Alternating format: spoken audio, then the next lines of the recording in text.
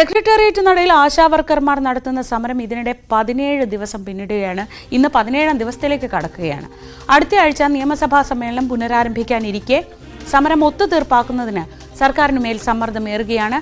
പ്രതിഷേധക്കാരുമായി ആരോഗ്യമന്ത്രി വീണ ജോർജ് വീണ്ടും ചർച്ച നടത്തിയേക്കുമെന്ന സൂചനയുണ്ട്. ഡാൻ കുര്യൻ വിവരങ്ങളുമായി.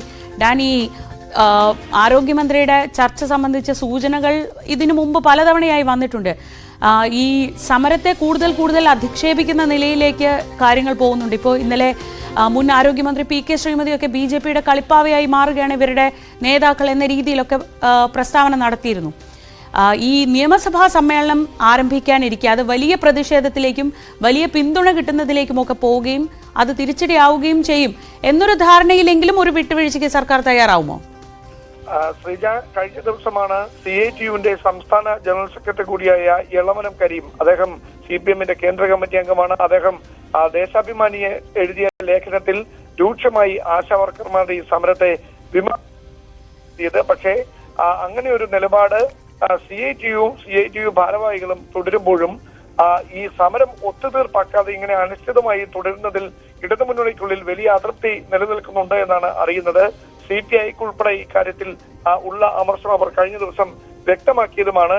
മാത്രവുമല്ല, മാർച്ച് 3-ാം തീയതി നിയമസഭാ സമ്മേളനം വീണ്ടും പുനരാരംഭിക്കുകയാണ്. ആ ഒരു പശ്ചാത്തലത്തിൽ സമരം ഇങ്ങനെ അനിശ്ചിതമായി തുടരുന്നത് സർക്കാരിനെതിരെ സഭയ്ക്കുള്ളിൽ വലിയ വിമർശനങ്ങൾ ഉയരാൻ വഴിവെക്കും എന്ന ഒരു സന്ദേഹം കൂടി ഇടതുമുന്നണിക്കുള്ളിലുണ്ട്. മാത്രവുമല്ല, അടുത്ത ദിവസം സെക്രട്ടേറിയറ്റിലേക്ക് യൂത്ത് കോൺഗ്രസ് ഉൾപ്പെടെയുള്ള സംഘടനകൾ ആശാവർക്കർമാർക്ക് പിന്തുണ പ്രഖ്യാപിച്ചുകൊണ്ട് മാർച്ച് നടത്തുമെന്ന് പ്രഖ്യാപിച്ചിട്ടുമുണ്ട്. ഇങ്ങനെയൊരു പശ്ചാത്തലത്തിൽ ഈ സമരം ഒത്തുതീർപ്പിലാകുന്നതിന് പകരം അതിനെ പൂർണ്ണമായി അവഗണിക്കുന്ന ഒരു നില തുടർന്നാൽ അത് സർക്കാരിനെതിരെയുള്ള വിമർശനങ്ങൾ ഉയരുന്നതിന് കാരണമാകുമെന്നാണ് മുന്നണിക്കുള്ളിൽ നിന്ന് തന്നെ ഉയരുന്ന ഒരു വിമർശനം. അതുകൊണ്ട് തന്നെ ആരോഗ്യമന്ത്രി അനുനയ നീക്കങ്ങളുടെ ഭാഗമായി വീണ്ടും ഈ സമര നേതാക്കളുമായി ചർച്ച നടത്താനുള്ള സാധ്യതയാണ് ഉയരുന്നത്. പക്ഷെ അത് എപ്പോഴാണ് എന്ന കാര്യത്തിൽ വ്യക്തതയില്ല. എപ്പോൾ ചർച്ചയ്ക്ക് വിളിച്ചാലും പോകാൻ തയ്യാറാണ് എന്ന് സമരസമിതി ഭാരവാഹികൾ ആവർത്തിക്കുകയും ചെയ്തിട്ടുണ്ട്. ഏതായാലും ഏത് തരത്തിലാകും ഈ ആശാവർക്കർമാരുടെ സമരം ഒത്തുതീർപ്പാക്കുന്നതിന് വേണ്ടി ആരോഗ്യമന്ത്രി ഇനി ഇടപെടൽ നടത്തുക എന്നതാണ് അറിയാനുള്ളത്.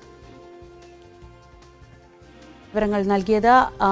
നാളെ ഈ ആശാപ്രവർത്തകർക്ക് ഐക്യദാർഢ്യവുമായി യൂത്ത് കോൺഗ്രസ് പ്രവർത്തകരും ഇങ്ങോട്ടേക്ക് മാർച്ച് നടത്തുന്നുണ്ട്, സെക്രട്ടേറിയറ്റ് നടയിലേക്ക് മാർച്ച് നടത്തുന്നുണ്ട്. പക്ഷെ അപ്പോഴും CPM നേതാക്കളുടെ ഭാഗത്തു നിന്ന് ഇവരുടെ സമരത്തെ അധിക്ഷേപിക്കുന്ന നിലപാട് തുടർന്നുകൊണ്ടേയിരിക്കുകയാണ്.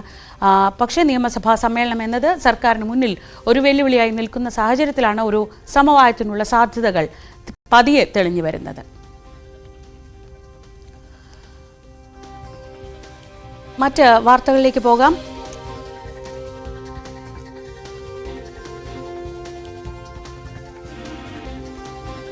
ആശാവർക്കർമാരുടെ സമരം 17ാം ദിവസത്തിലേക്ക് കടക്കുകയാണ്. ഇതിനിടെ ആരോഗ്യമന്ത്രിയുമായി ചർച്ച നടത്താൻ പലതവണ ശ്രമിച്ചിരുന്നെങ്കിലും അവിടെ നിന്ന് പോസിറ്റീവായ ഒരു നീക്കം ഉണ്ടായിരുന്നില്ല. ആ സാഹചര്യത്തിൽ രാഷ്ട്രീയമായി കൂടി വലിയ സമ്മർദ്ദമുണ്ടാകുന്ന സാഹചര്യത്തിലാണിപ്പോൾ ഒരു ഒത്തുതീർപ്പ് മുന്നിൽ ഉണ്ടാകുമോ എന്ന തരത്തിലൊരു സമ്മർദ്ദമുണ്ടാകുന്നത്.